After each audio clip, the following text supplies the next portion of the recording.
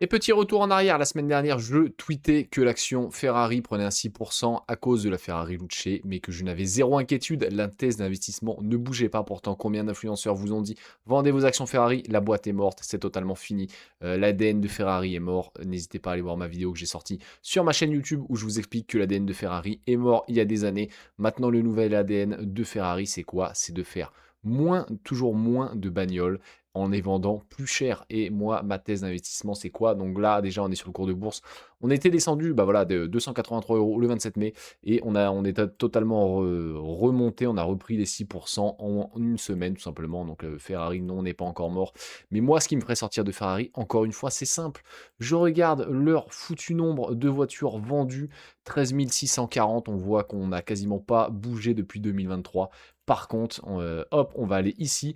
En termes de revenus, on était sur 6 milliards en 2023. On est sur 7 milliards 200 millions. Qu'est-ce que ça veut dire? Ferrari a toujours du pricing power. On continue de vendre cher nos bagnoles. On en vend moins et on les vend toujours de plus en plus cher.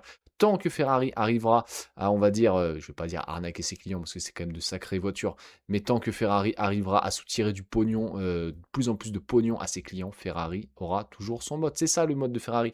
Arrêtez de vous dire le V12, le machin, le truc.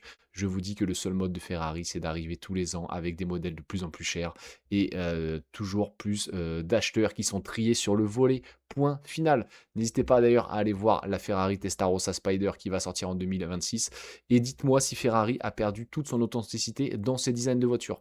Donc voilà, il y a énormément de gens qui ont voulu faire du buzz avec la Luce. La Luce, elle est moche, ok, ils ont fait de la merde, c'est ok.